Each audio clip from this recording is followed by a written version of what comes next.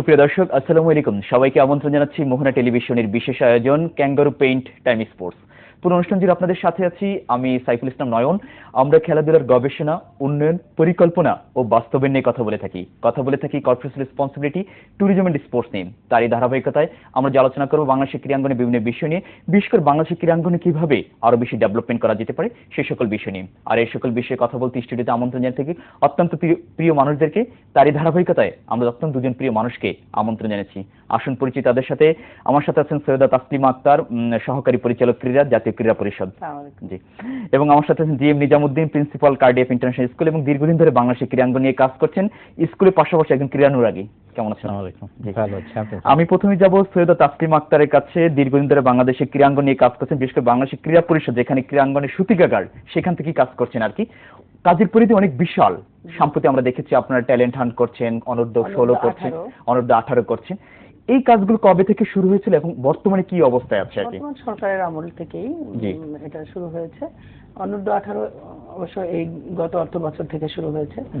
64টা জেলা আমরা এই অনূর্ধ্ব 18 পরিচালনা করে থাকি। এই সমস্ত আমাদের অফিসের যত আমাদের 32 জন প্রশিক্ষক, এই প্রশিক্ষক দ্বারা আমরা সারা জেলায় প্রশিক্ষণ দিয়ে থাকি। অলরেডি শুরু হয়ে গেছে, এখন আসছে, মানে প্লেয়ার কিছু তৈরি হয়েছে, প্লেয়ার এসে ওদেরকে আবার আমরা ফেডারেশনে দিয়ে দিয়েছি। ফেডারেশন থেকে এখন অনেকগুলো, অবশ্য গত সাব গেমসেও কিন্তু অনেক প্রতিবন্ধনের প্লেয়ার আমাদের গিয়েছে, ওরা অ্যাটেন্ড করেছে এবং পেয়েছেও ভালো, ওদের সারা পাওয়া গিয়েছে বেশ ভালো। এখন খুব ভালোই এটা দেখা যাচ্ছে, খুব ভালো প্রশিক্ষণ হচ্ছে। আর একটা বিষয় হচ্ছে যে আমরা দেখেছি আপনারা গত বছর যে প্রতিবন্ধন কর্মসূচি থেকে যেই খেলোয়াড়দেরকে পেয়েছেন, তাদেরকে পরবর্তীতে নার্সিং করার জন্য কি কোনো সুদূরপ্রসারী পরিকল্পনা গ্রহণ করেছেন? কিভাবে তাদেরকে করছেন? তাদেরকে তো আমরা ঢাকাতে সেকেন্ড ফেজে যখন এক মাসের একটা প্রশিক্ষণ হয়েছে, খুব ভালো, এবং আমাদের মন্ত্রী মহোদয় সেখানে থাকেন, সবকিছু দেখেন, যুব ক্রীড়া মন্ত্রণালয়ের দায়িত্বে নিয়োজিত। তারপরে সেখান থেকে আমরা এখান থেকে যে এই প্লেয়ার গুলাকে সমস্ত ফেডারেশনের সাথে আমাদের সাথে খুব যোগাযোগ থাকে, ওনারা ফেডারেশনের সেক্রেটারিরা বেছে নেয় যে এই 5 জন প্লেয়ার, এই ইভেন্ট থেকে এই 5 জন প্লেয়ার আছে, এই ইভেন্ট থেকে এই 5 জন প্লেয়ার আছে, এদেরকে নিয়ে ওনারা আবার দেন প্রশিক্ষণ শুরু করেন। এটা মানে চলমান। আর অনূর্ধ্ব 18 কথা যেটা বলছেন আর কি, যে সেটা কি এই বছর থেকে শুরু হয়েছে? হ্যাঁ, এটা কেবল শুরু হয়েছে। এটা কতটা ইভেন্টে সেটা আপনারা বাছাই করছেন এই বছর? এটা 17টা ইভেন্ট, এবং এটা হচ্ছে পুরো 64 জেলা। আমি আপনার কথাগুলো শুনবো একটু। জিএম নিজামুদ্দিন স্যারের কাছে যাচ্ছি।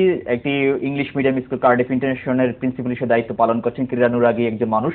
আমরা দেখছি যে সাম্প্রতিক সময় যে ইংলিশ মিডিয়াম স্কুলগুলো আছে সেখানে দেখছি যে ক্রীড়ার তেমন কোনো ইভেন্ট থাকে না, কিন্তু আপনি একটি সুন্দর বিষয়কে সামনে নিয়ে আগাচ্ছেন, যেখানে হচ্ছে যে আপনার শিক্ষার পাশাপাশি ক্রীড়াটাকে আপনি গুরুত্ব দিচ্ছেন। আসলে কোন চিন্তা ভাবনা থেকে এই ধরনের কার্যক্রম করছেন? থ্যাংক ইউ নয়ন ভাই। ইংলিশ মিডিয়াম স্কুলগুলো প্রাইভেট স্কুল, এবং বেশিরভাগ ক্ষেত্রে দেখা যায় যারা ভাড়া বাড়িতে অপারেট করে, নিজস্ব মাঠ নেই, এদিক দিয়ে তাদের স্পোর্টসের এক্সারসাইজ করা অনেক ক্ষেত্রেই ইচ্ছা থাকলেও হয় না। কার্ডিফ ইন্টারন্যাশনাল স্কুলেও আমাদের নিজস্ব মাঠ নেই, বাট আমাদের যেখানে স্কুল সেখানে একটা কমিউনিটি ফিল্ড রয়েছে, সেটার সাথে we went to a long term agreement 10 বছরের। ওইভাবে প্লাস আমরা পাশাপাশি যে ক্লাব মাঠ, ধানমন্ডিতে যে ক্লাব মাঠগুলো রয়েছে সেখানেও ছাত্রছাত্রীরা প্র্যাকটিস করে football, cricket and other sports. So মূল বিষয়টা হলো যে ইচ্ছা থাকতে হবে, রাইট, স্ট্রং ইচ্ছা। পড়াশোনাটা যেমন জরুরি, খেলাধুলাও একইভাবে জরুরি। অর্থাৎ একটা সহজ প্রবাদ আছে যে sound mind in a sound body, অর্থাৎ আপনার শরীর ভালো থাকলে মন ভালো থাকবে, আর মন যদি ভালো থাকে তাহলে আপনি পড়াশোনায় কনসেন্ট্রেট করতে পারবেন, বিদ্যা বুদ্ধির চর্চা করা সহজ হবে। স্পোর্টস করলে যেটা হয় যে ব্লাড সার্কুলেশনটা ভালো হয়, রাতে ভালো ঘুম হয়, এবং ব্লাড সার্কুলেশন ব্রেনে যদি ভালো হয় তাহলে ব্রেন ভালো করে কাজ করবে, পড়াশোনা ভালো করে করতে পারবে। এছাড়াও আরেকটা বিষয় আছে, সেটা হলো বর্তমান বিশ্বে শুধু পড়াশোনা করেই যে মানুষ সাকসেসফুল হচ্ছে সেটা না। আপনি দেখবেন যে ক্রীড়ার মাধ্যমে মানুষ অনেক বেশি সাকসেসফুল হতে পারে, যাদের প্রতিভা আছে। একটা মানুষ যদি MA পাস করে বা PhD করে, সারা পৃথিবী থেকে তার মাথা নাও দেখা যেতে পারে, কিন্তু যদি ভালো একজন ফুটবলার হয়, সে যদি আপনার ন্যাশনাল টিমে খেলে, ইন্টারন্যাশনাল টিমে খেলে, জাতির পক্ষ হয়ে, তাহলে আপনি দেখবেন যে তার পরিচিতি, ইনকামের কথা যদি চিন্তা করেন, then they can earn more than a PhD graduate what they can do, তাই না? কান্ট্রিকে ব্র্যান্ডিং করে খেলাধুলা, ওই দিকগুলো মাথায় রেখে স্কুল কলেজে, আমি আপা আছে এখানে সহকারী পরিচালক, তো আসলে স্কুল কলেজে যদি খেলাধুলার কে উন্মুক্ত করে দেওয়া যায়, চর্চা বাড়ানো যায়, তাহলে প্রতিভা খুঁজে পাওয়া যাবে সারা দেশে।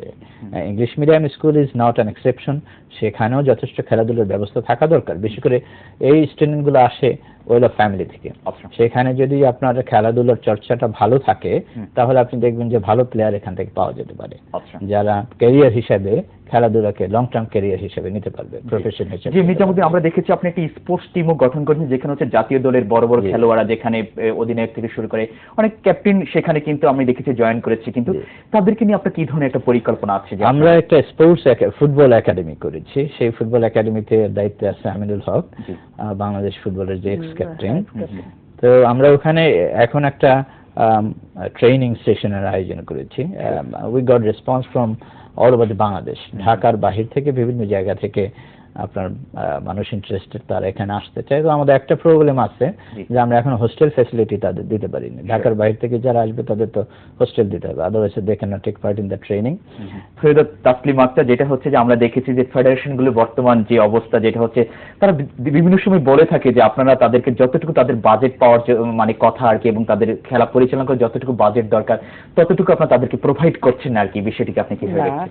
এই যে এই গত অর্থ বছরে তো আমরা প্রত্যেকটা ফেডারেশনকে, স্পেশালি মন্ত্রী মহোদয় স্পেশালি যাদের অ্যাক্টিভিটি যেভাবে, হ্যাঁ সেইভাবে আমরা কাউকে 5 লক্ষ, কাউকে 2 লাখ, কাউকে 1 লাখ, এইভাবে করে এটা দিয়ে কি আসলে মানে পরিচালনা করা সম্ভব আসলে একটি বছর? এক বছরের জন্য, তারপরে তোমার কিস্তিও আছে, এটা স্পেশালি দেওয়া হয়েছে। আচ্ছা আচ্ছা, এটা স্পেশাল। আর কিস্তি তো আছে, 4টা কিস্তি আমরা দিয়ে থাকি সাধারণত, প্রথম, দ্বিতীয়, তৃতীয়, চতুর্থ। এটা আমরা প্রত্যেকটা ফেডারেশনকে দেই, প্লাস জেলা ক্রীড়া সংস্থারও সংস্কার, এই বিভিন্ন ধরনের। তারপরও আবার বিভিন্ন সময় ওনারা আবেদনের প্রেক্ষিতে, যেমন বাইরে যাবে, একটা প্রশিক্ষণের দরকার, তখন আবার আমরা অর্থ প্রদান করে থাকি। কিন্তু তারা কিছু স্পেশাল তাদের গেমসের জন্য, টুর্নামেন্টের জন্য কিন্তু অনেক সময় আপনাদের থেকে বরাদ্দ চেয়ে থাকে আর কি। যদি অনেক সময় তারা, আমরা মিডিয়ার মধ্যে শুনে থাকি আপনাদেরকে 10 লক্ষ টাকার বরাদ্দ দেওয়া হয়, বাজেট দেওয়া হয়, আপনার সেখানে 2 লক্ষ বা 3 লক্ষ টাকা দেন, যেটা দিয়ে তাদের আসলে সম্ভব না। স্পন্সর আছে, ওনাদের হয়তো স্পন্সর থাকে, এটা তো ওনাদের ব্যাপার, আসলে হয় না। আমাদের বাজেট, আমাদের সরকার থেকে বাজেট হবে, তো বাজেটের উপরে অনেক কিছু নির্ভর করে থাকে। সুপ্রিয় দর্শক, আমরা যাব ক্যাঙ্গারু পেইন্ট টাইম স্পোর্টসের ছোট্ট একটা বিরতিতে, আশা করছি আমাদের সাথেই থাকবেন।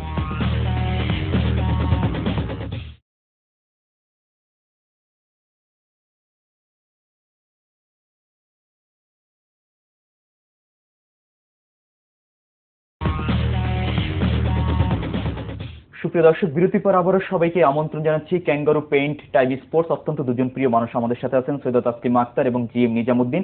আমি একটু নিজামুদ্দিন স্যারের কাছে যাচ্ছি যে বেসরকারি পর্যায়ে স্পোর্টসকে ডেভেলপমেন্ট করা অনেক কঠিন, সেক্ষেত্রে সরকার কিছু সাপোর্ট আপনাদেরকে দিতে পারে যদি আপনার সেই ধরনের কোনো প্রস্তাব যদি আপনারা দেন। আপনি কি মনে করেন কিভাবে সরকারের সাপোর্টটা পাওয়া যেতে পারে স্পোর্ট ডেভেলপমেন্টের জন্য? বিশেষ করে আমি প্রাইভেট ইংলিশ মিডিয়াম স্কুল প্রতিনিধিত্ব করি, যেহেতু আমি বলতে পারি এটার কথা।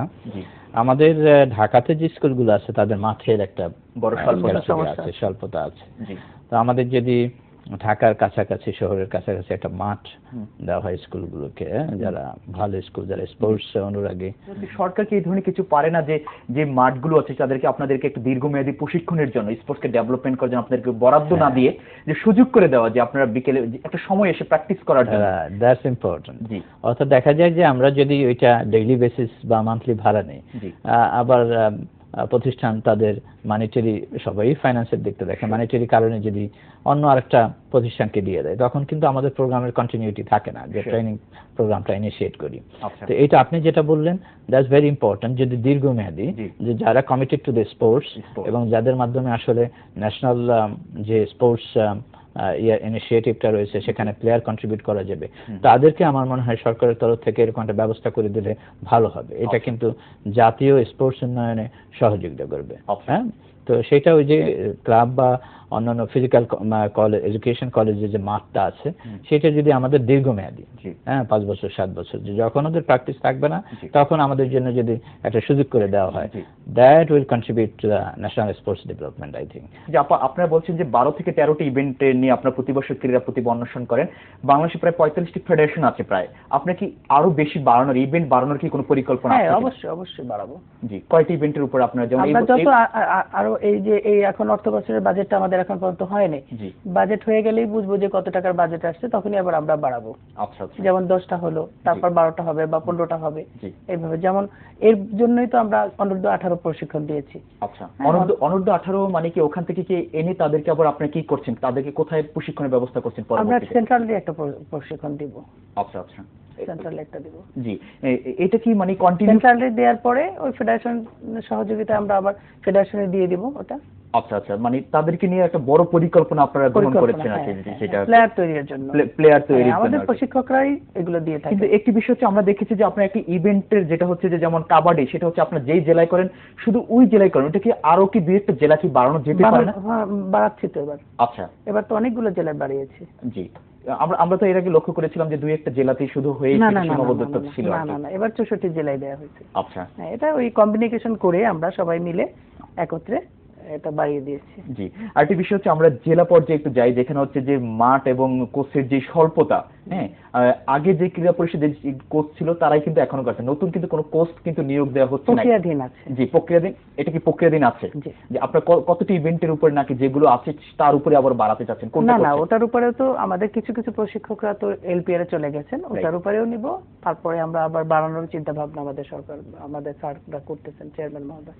আচ্ছা আচ্ছা, যেটা আপা বলছিল ক্রীড়া পরিষদে কিন্তু মানে জাতীয় ক্রীড়া পরিষদে তারা ন্যাশনাল কোচ, কিন্তু তাদের যদি কোনো একটু সাপোর্ট আপনারা পেতে পারেন, কারণ দীর্ঘদিন অভিজ্ঞতা সম্পন্ন আমাদের প্রশিক্ষকরা তাই প্রশিক্ষণ দিয়েও থাকে বিভিন্ন স্কুলে, আমি নিজেও অ্যাসাইনমেন্ট দিয়ে দেই। আচ্ছা, আমাদের মানে প্রায় স্কুল কলেজ সেনাবাহিনীতে নৌবাহিনীতে সবখানে কিন্তু আমাদের আমরা যদি প্রাইভেট স্কুল থেকে চাই আপনাদের অবশ্যই দেব। নিজামুদ্দিন স্যারের কাছে একটু জানতে চাচ্ছিলাম যে আসলে ইংলিশ মিডিয়াম স্কুলগুলোর প্রতি একটু মানে সবারই একটু ভ্রান্ত ধারণা আছে যে তারা ক্রীড়াঙ্গনে বড় ভূমিকা কোনো ধরনের ভূমিকাই পালন করছেন, এমনকি শিশুদের বাচ্চাদের যে sports is the very important part of life, সেটা কিন্তু তারা কিন্তু সবসময় মুখে বলে কিন্তু কাজে পরিণত করছেন। যারা আপনারা যেটা করছেন, যারা করছে না তাদের উদ্দেশ্যে যদি আপনি কিছু বলেন, আপনারা বলছেন একটা অ্যাসোসিয়েশন আপনারা তৈরি করতে যাচ্ছেন, সেখানে কি এই ধরনের একটি কি মানে প্রস্তাব রাখা যেতে পারে না? অ্যাসোসিয়েশনের পক্ষ থেকে আমাদের যে চিন্তা ভাবনাটা রয়েছে সেটা হলো প্রতি বছর আমরা ইন্টার স্কুল কম্পিটিশন বা অ্যানুয়াল স্পোর্টস ইভেন্ট আমরা করব, বা বিভিন্ন রকম গেমস টুর্নামেন্টের আয়োজন আমরা করব। একটা জিনিস হলো যে এটা বাংলাদেশের ঐতিহ্য যে খেলাধুলা ছাড়া তো কোনো প্রতিষ্ঠান হয় না, যদিও খেলাধুলার চর্চা যাদের মাঠ আছে তাদের কতটা সদিচ্ছা আছে বা কতটা ইফেক্টিভলি করে সেটা ভিন্ন বিষয়, সেটা নিয়ে ভিন্ন বিতর্ক হতে পারে। বাট খেলাধুলার প্রভিশন থাকতে হবে। খেলাধুলার প্রভিশন না থাকলে একটা শিশু যখন একটা স্কুলে যায়, হয়তো 3 বছর বয়সে সে প্লে গ্রুপে ভর্তি হয়, তাই না? তারপর একটা স্কুলে সে ওই স্কুলটা যদি কলেজিয়েট স্কুল হয়, ইংলিশ মিডিয়ামগুলো বেশিরভাগ এ লেভেল পর্যন্ত হয়েছে আপ টু ক্লাস 12। তো এই সময়টা হলো that is the important period to form the personality, to from the body of that person, তাই না? শরীর গঠন তো এই সময়টাই হয়। তো তখন যদি খেলাধুলার চর্চাটা না থাকে, তখন যদি কিছু কিছু বিষয় আছে যেমন ডিসিপ্লিন, টিম স্পিরিট, তারপরে কোঅপারেশন, কোলাবোরেশন, এই জিনিসগুলো খেলার মাঠে যতটা শেখানো সম্ভব, মাঠের বাইরে ক্লাসরুমে আপনি এটা শেখাতে পারবেন না। এরপর অর্গানিক যে বিষয়টা আছে শরীর গঠনের বিষয়, আপনি অনেক জ্ঞানী গুণী হলেন কিন্তু আপনি অসুস্থ, you cannot contribute to the society, even আপনি আপনার নিজের দায়িত্ব নিতে পারবেন না। এই জন্য প্রত্যেকটা স্কুলে খেলাধুলার প্রভিশন থাকতে হবে, weather it is private or public forever.